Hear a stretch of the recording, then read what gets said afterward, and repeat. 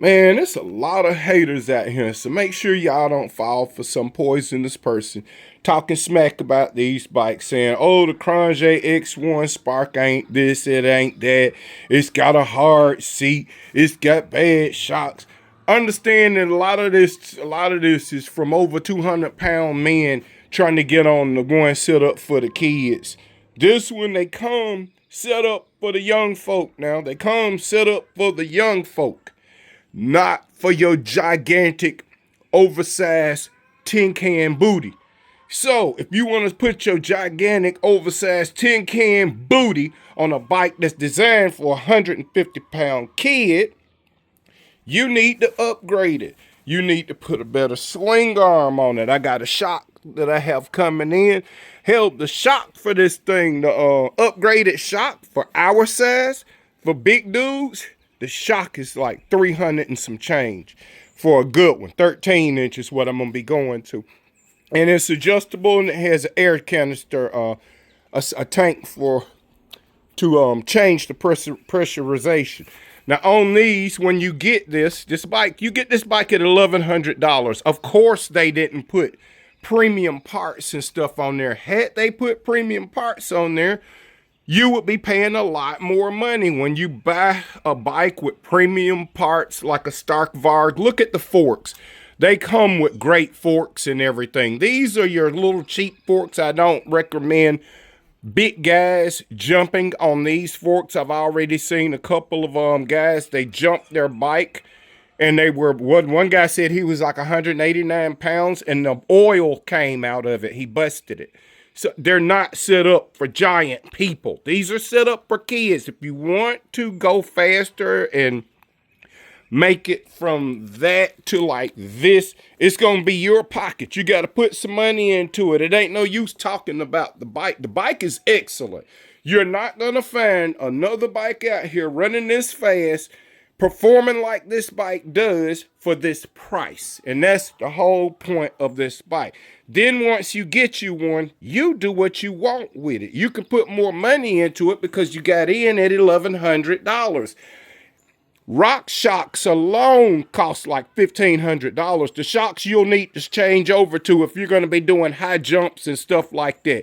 Do not jump big jumps and stuff with these little bitty shocks. They're not designed for that kind of pressure and problems.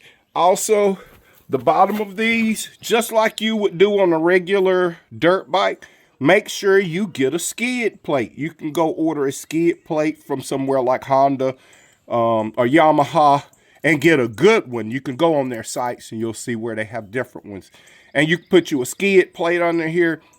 But these are additions that people put on normal dirt bikes that make the dirt bike a little bit more sturdy and rugged.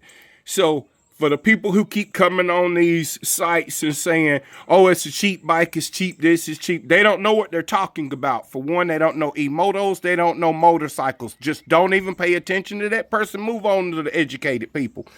But everyone that's into these that knows anything about dirt bikes, you know you put all the little bells and whistles on yourself. They do not come that way. And everything you add on, you're going to pay for.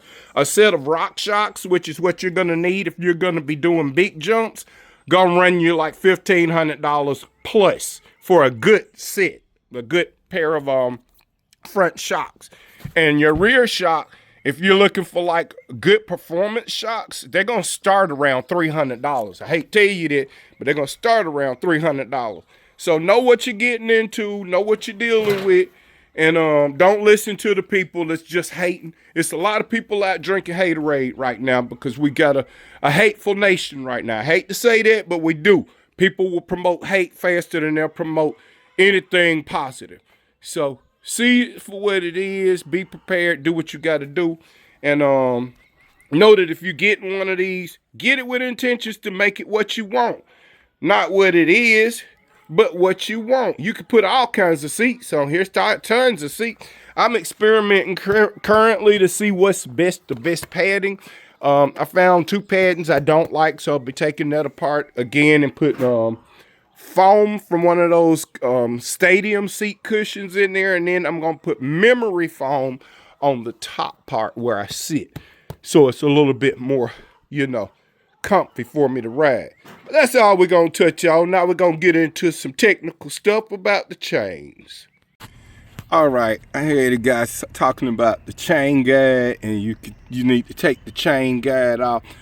All right, this is a Yamaha 450 right here.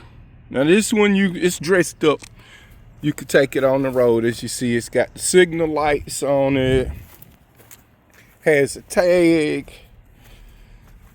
Look at the size of your swing arm on that. Now that's an aluminum swing arm. So the people saying that steel frames is what you need. No, your dirt bikes have aluminum frames. This is an all aluminum frame, but it's way thicker than what we're using.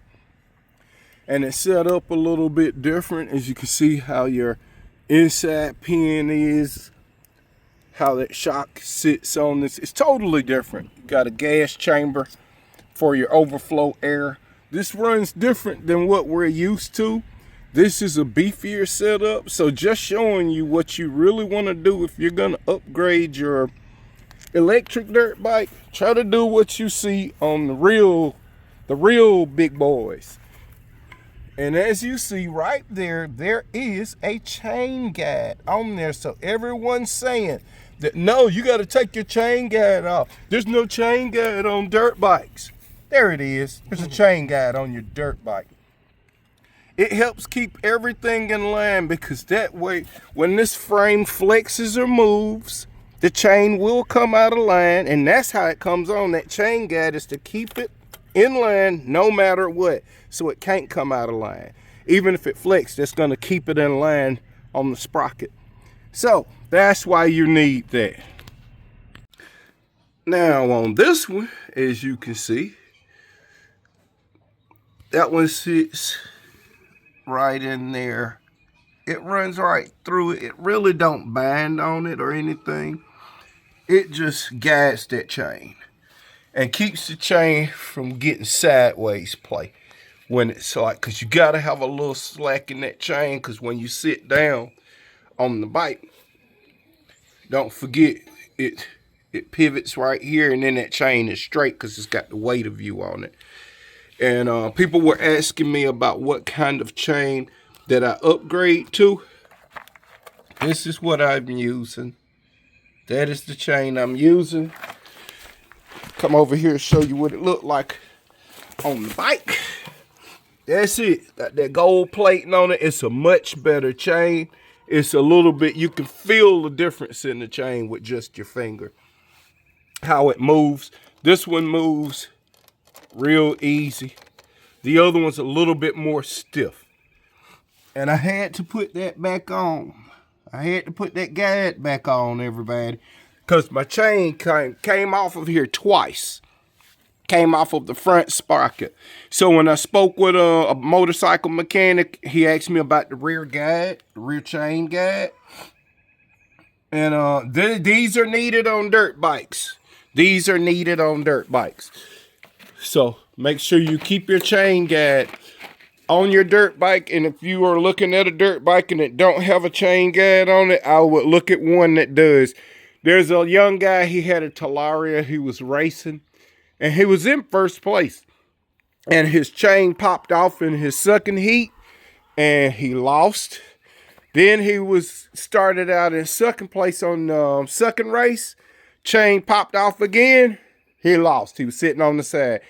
And the whole thing was he didn't have a chain guide on there. And guy that won it, his bike, I looked at it, had a chain guard. So, do you. But know that what mechanics tell you is important. And you do need to keep your chain guard on these dirt bikes, because it does make a difference on here. And as you saw, I showed you on the Yamaha 450, they're on there. So, there you go. Save you a little money. And to my folks that keep up with me and was asking me why I hadn't been posting. I usually post about 3 videos a week. Right now, I'm currently doing my garden. I'm getting my organic garden set up and getting my dirt put in. I have a big pile over here of manure that's where I had my chickens last year.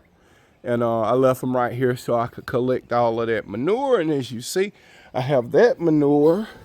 Then we have to, and if you think this stuff cheap, wee boy, all this stuff expensive. So if you go to the organic gardening way, hey everybody. If you go the organic gardening way, shoot, prepare to spend a little bit more time and a lot more money. That's all organic chicken stuff ready to go, but I got to work it into the bed. Got all my containers out of there. I had a tree dropped across here. As you see, the tree is over there in pieces.